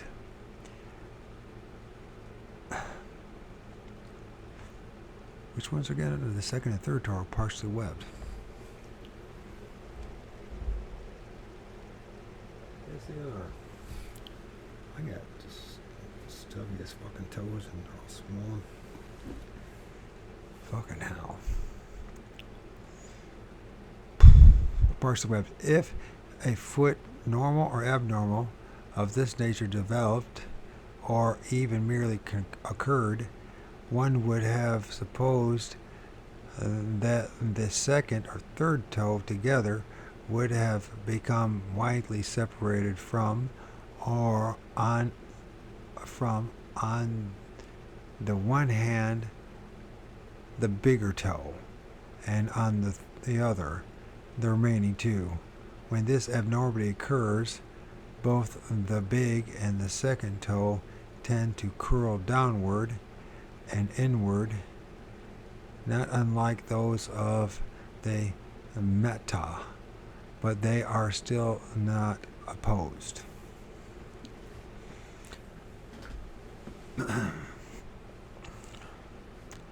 Let us now analyze the prints left by the four types of ABSMs. These we will arrange in the following order: 1. The proto-pygmies, 2. The almas, 3. The neo-giants, and 4. The very different meta type. It will be seen from the sketches of the outstanding types of known human feet accompanying this appendix, that those of the living pygmy human types, such as the negrilos or the negatos, show a distinct tendency towards a very short, broad foot with rather large, in proportion and widely splayed toes, and a very constricted or narrow heel. It is hardly even a step from them to the sedabas, the telaimas,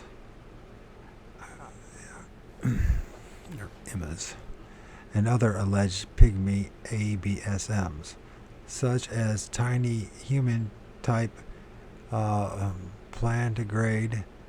Flatfoot does not, however, begin to approach the form of the various bears, and not even the Malaysian sun bear,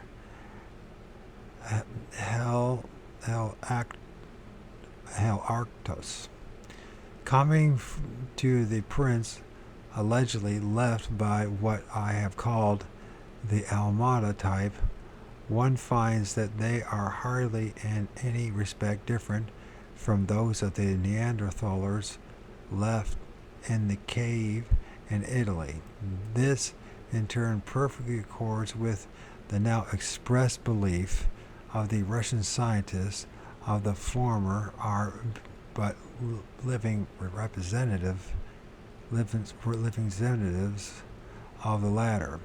Despite their relatively low plantar index, i.e. the number of times their width goes into their length, they are hardly at all non-human. In fact, they can be matched by the prints left by not a few modern men living today, and most notably by persons who have never worn shoes or other footgear. We hardly have to discuss these tracks any further, except to mention that such have been rumored from many places other than eastern Eurasia, such as, I may say, northwest North America, South America, and Africa. But how are we to tell whether such prints, if they ever really existed, were left by some wild thing or by local men walking without footgear and happening to have a Neanderthaloid type feet? Other real problems begin with the neo-giants. Here I want first to try and wipe away a lot of dross. It has been said, and repeatedly, that such tracks and prints have been found all over northern Indochina and on northward through the are formed what? And northward through northward through the arc formed by the uplands and mountains of Switzerland,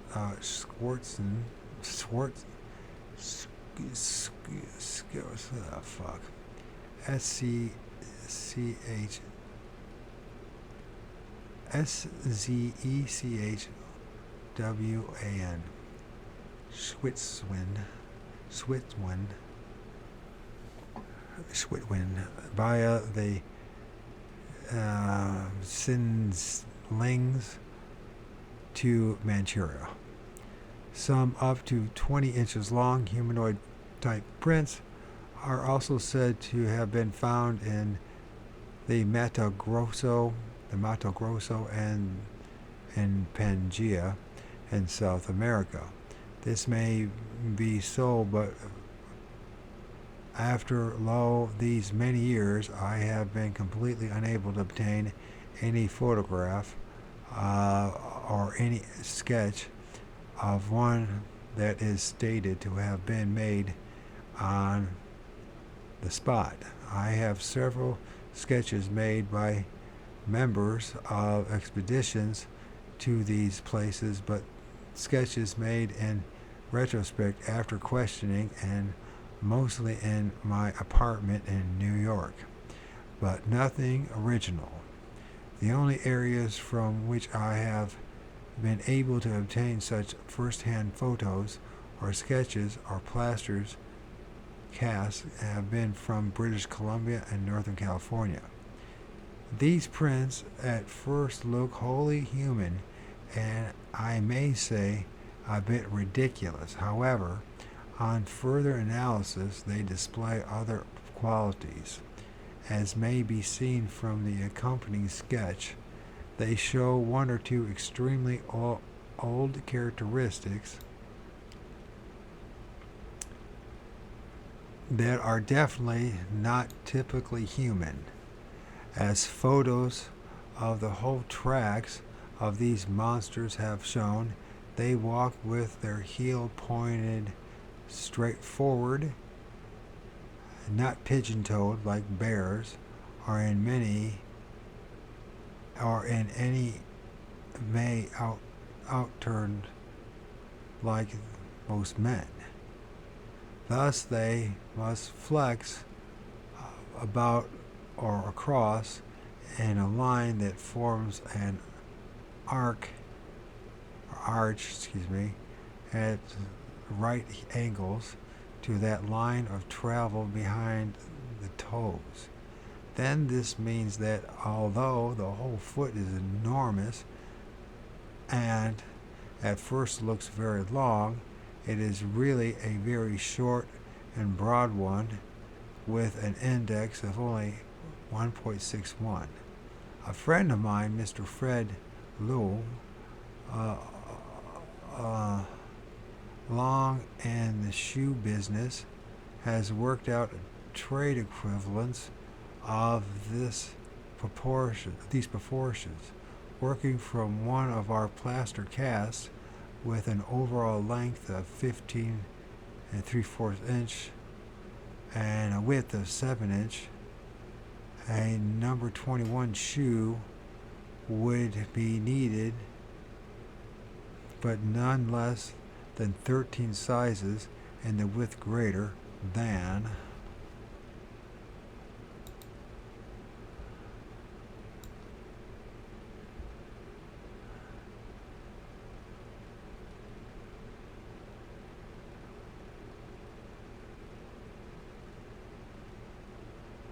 shows those images of toes. And then it says here some diagrams. One, human adult, West Caucasian imprint and clay mold. So that's a human foot. Two, second adolescent, human adolescent, 14 and a half years, West Caucasian, wet imprint, left foot on hard surface. 3, human child, 10 and a half years, West Caucasian, Caucasoid I should be saying, not Caucasian, Caucasoid, wet imprint on left foot on hard surface.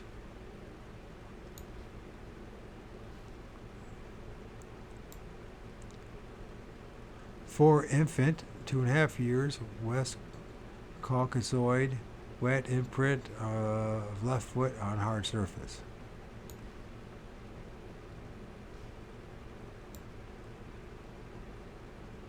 And then 5, human adult, Cro-Magnon man from clay floor of cave in France.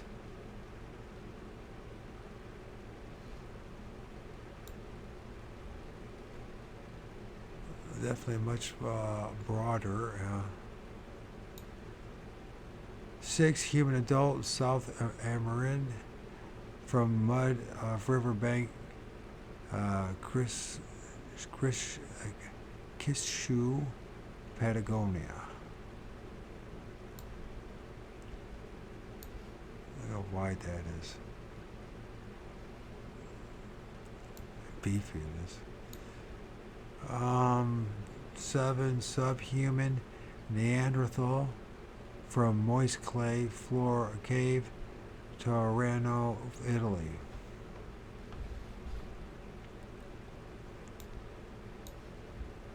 Look at how beefy and wide it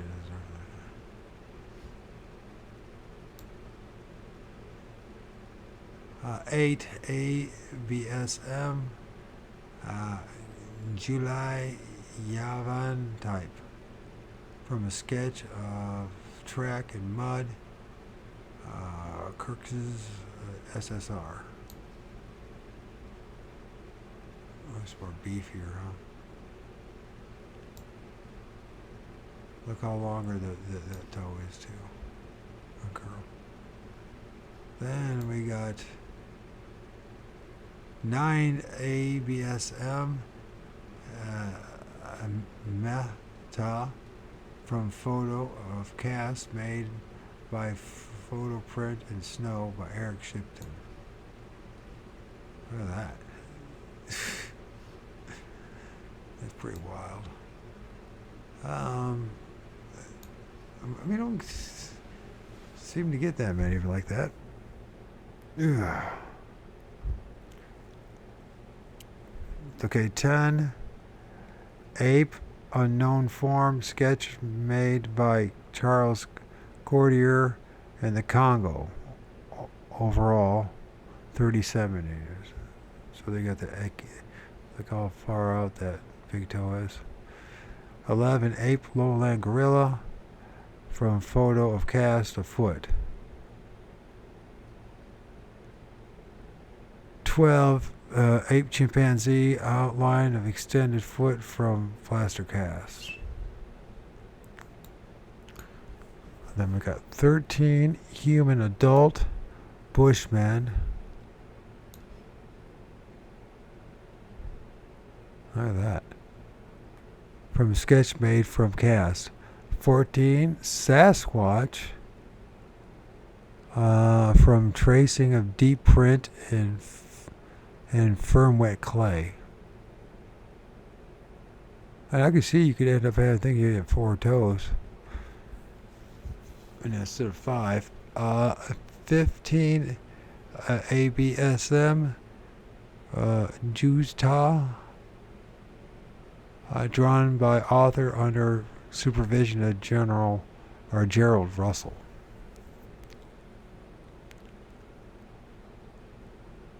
(16) ABMS question.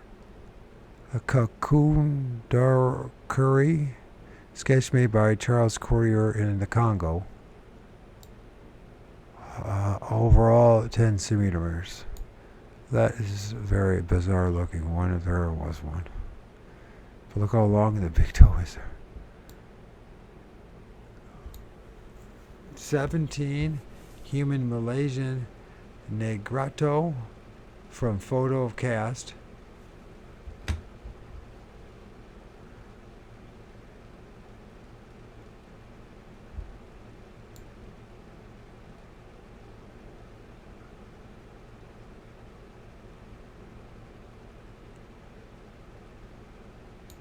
I wonder how accurate any of this is. 18 ABSM Sedapa. Very beefy rear, wide, very long extended front toe. 19 ABSM Te Ima.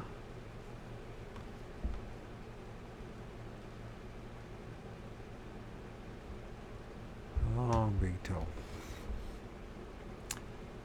20 ABSM Apamandai, sketch made by Charles Courier in the Congo. Overall 20 centimeters. Very long. Look at that toe. Weird. 21 ape, orangutan, outline of extended foot from plaster cast. Look how much better it is too. 22 ape. Did I say that already? 21 orangutan. 22 ape orangutan print, a knuckle and foot. X Velmans. So that's 22. 23 ape, silvery gibbon, outline extended foot from plaster cast. 24 monkey, old male rhesus, drawn from a live specimen, X Holzman Hill. And then we go here.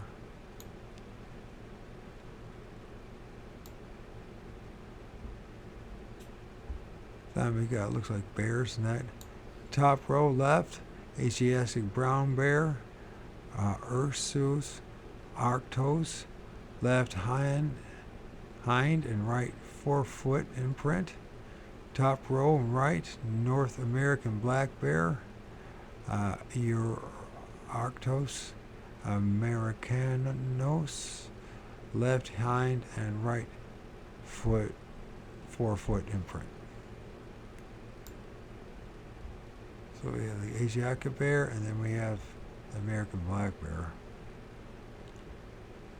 Sun row, a puma, mountain lion, Prophelus concolor, right hind foot. Fore and hind parts of large cat are very similar, so also are all prints of the great cats. So that's the great cat one right there. That sort of looks like one. Looks like my high school, high school, that was this symbol for it. Wildcats. The right North American porcupine, Aerothizing dorsetum, left hinge and right forefoot imprints. And then the bottom row is the famous footprint of Carson City Jail. Outline portion was restored by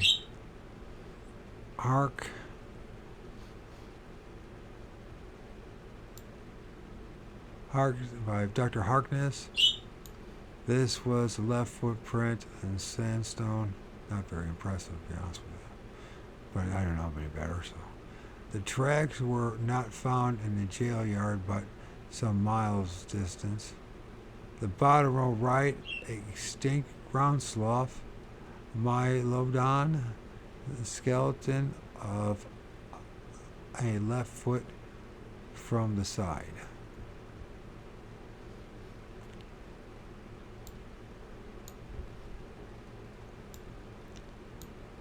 The width of the shoe, i.e. the EEI second, it means that the curious double inner pad under the ball of foot has something to do with the basal joint of the big toe and not with the end or outer end of the first metacarpal.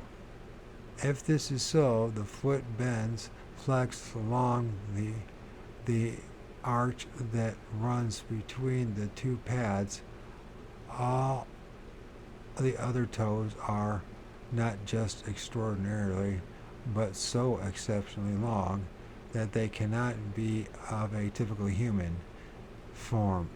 But if they are that long, why don't they splay? Or alternatively, why does not the mud which the tracks were left well or squeezed up between them as it does with even a normal human foot?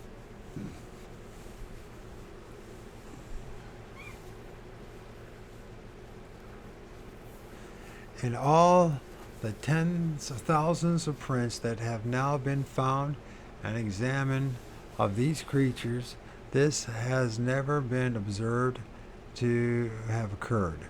The only thing that I know of that could prevent this and at the same time produce such a shape left to right ridge under flexure of toes is an almost complete web between all of them.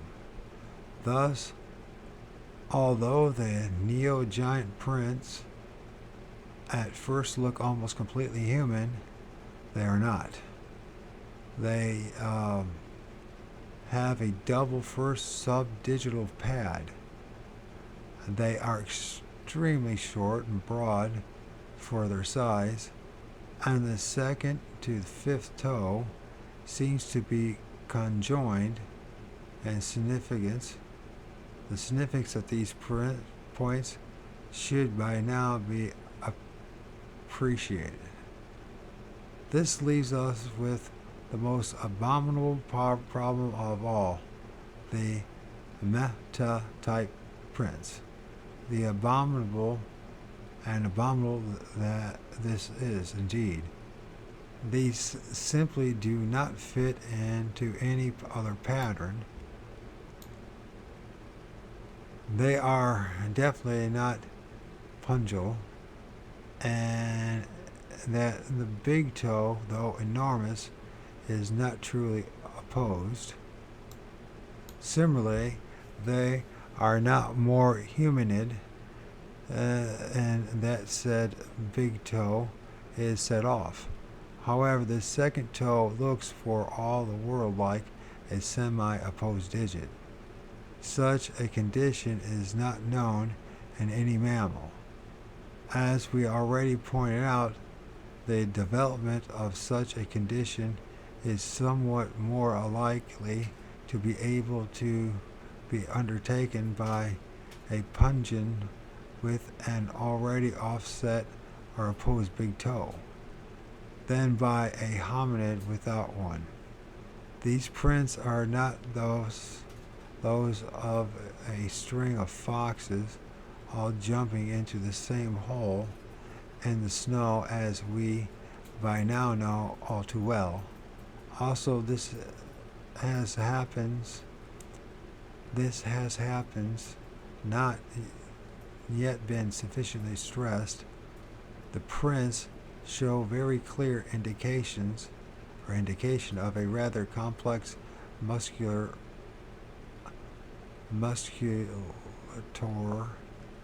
which, although so far unknown in any other animal, accords perfectly with which is expected if one developed such a foot and was bipedal. Most, but by no means all, of the meta tracks have been found in snow. The others have been found in mud, and sometimes first in one and then in the other, in a continuous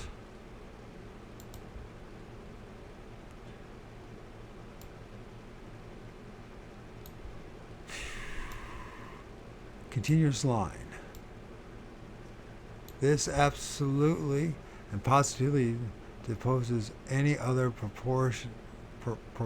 proposition that has constantly been put forward, namely that the prints were made by comparatively small creature, were then subsequently enlarged by melting of snow with and without regulation. Considerable work has now been done on the phenomenon, and it is true that small prints may become large ones in this way, and it is an extraordinary fact that the tracks seem or appear in some uncanny way to grow to fit them. By this I mean that optical illusion, or whatever the stride seems to grow.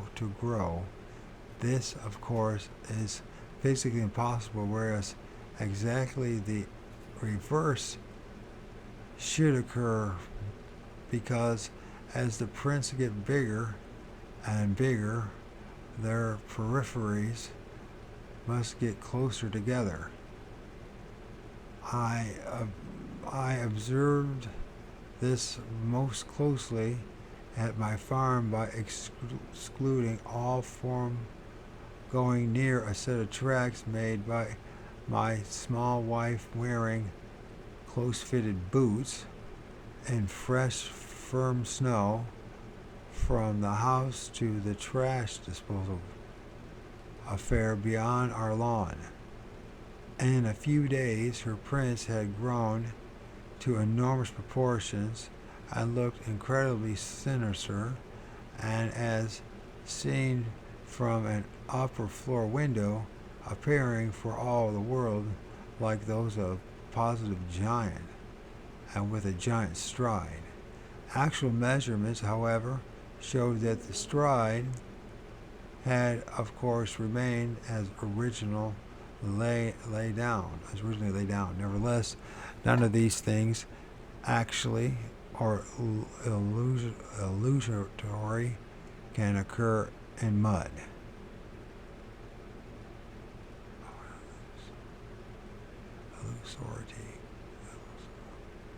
I didn't say that right. Actual illusory can occur in mud. The meta tracks and prints are in fact by far most puzzling of all, especially since such persons as Shipton, Mordaunt, and others obtained clear photos of them taken from directly above. Here is obviously a bipedal creature of considerable size and weight that inhabits the Himalayas and the ranges north of the Tibetan Plateau. It was the original abominable snowman, and it comes out as the last abominable enigma. And then Appendix D, the known mammalian fauna of the Himalayan area. The known mammalian fauna of the Tibetan Plateau, the Parmas, and the Himalayan ranges is very extensive. In the last area we find a combination of typical Eurasian and Oriental forms, together with several unique types not found elsewhere. We are concerned in our discussion only with mammals, and that other animals do not have hair, and it has been hair above all else other than footprints and tracks that has brought forward an explosion in ABSMs, and especially in these areas. Moreover, for some reason, but not one which does not seem quite logical to me, it has been the larger mammals that have been suggested as the possible origin of these hairs, which have been said to be of Yetis. This actually need not be final, for there are many medium-sized and small mammals, the hairs of which are just as long, and some are almost as sturdy as those alleged to be from ABSMs. Some alleged ABSM remains have been proved to have been made from the goat-like animals called the serow. Very interesting, the goat. Jacob, Esau, hairy like a goat, like a hairy man. While some of the Californian hairs have been identified, on the one hand, as those of moose, not found in the area incidentally, on the other as those of large cats, i.e. belly hairs from a puma, Portellus concolor. Therefore, it is of first importance to list those large mammals known from the Tibetan and Himalaya area that might be used to make Yeti artifacts. The most outstanding of these are primates, Hulak gibbon. Then there's the langurs, the snub-nosed monkey. I have to read the scientific names. I think we're done with the book, actually. That was one hell of a way to end a book.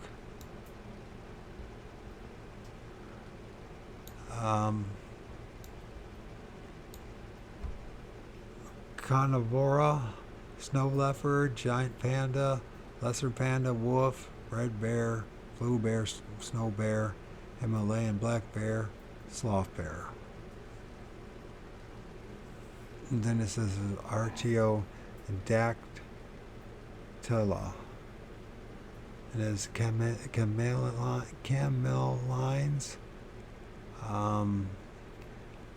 Bactrian camel, Cervins, red deer, there's a couple of different red deer, Thorold's deer, bovines, yak, Mythen, antelopines, the Zerin, Goa, goats. Then it just goes to list that stuff.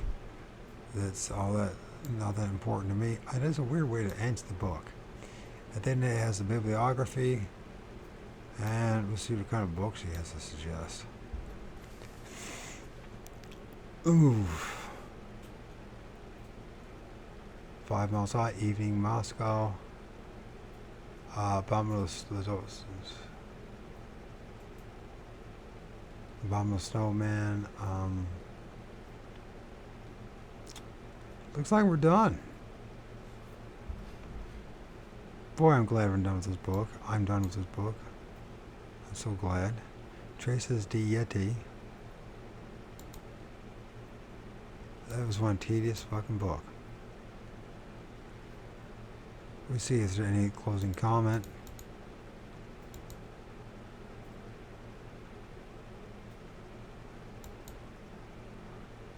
I don't even know if I want to look at a book.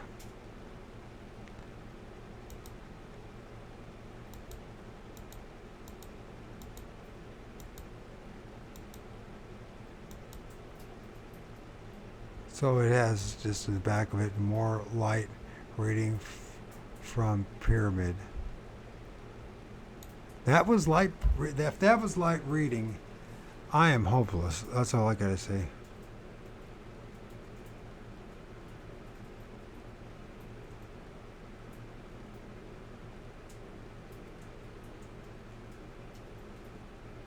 That was not like that's. Actually, that was more difficult than reading an actual textbook in my book. I'm serious.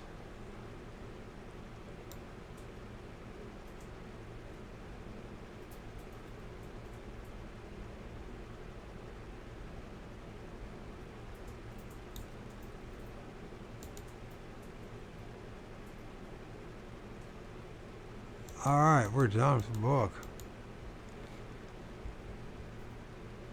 That was very unceremonious. But damn, that was a lot of work. Damn.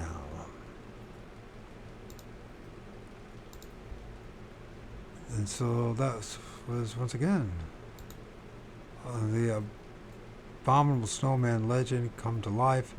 Ivan T. Sanderson. It's supposed to have been a great book. It's recommended. I don't know if it's recommended, but he's recommended by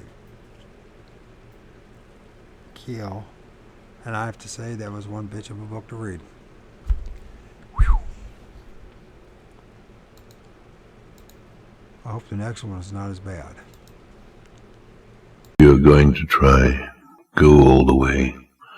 Otherwise, don't even start. If you're going to try, go all the way. This could mean losing girlfriends, wives, relatives, jobs, and maybe your mind.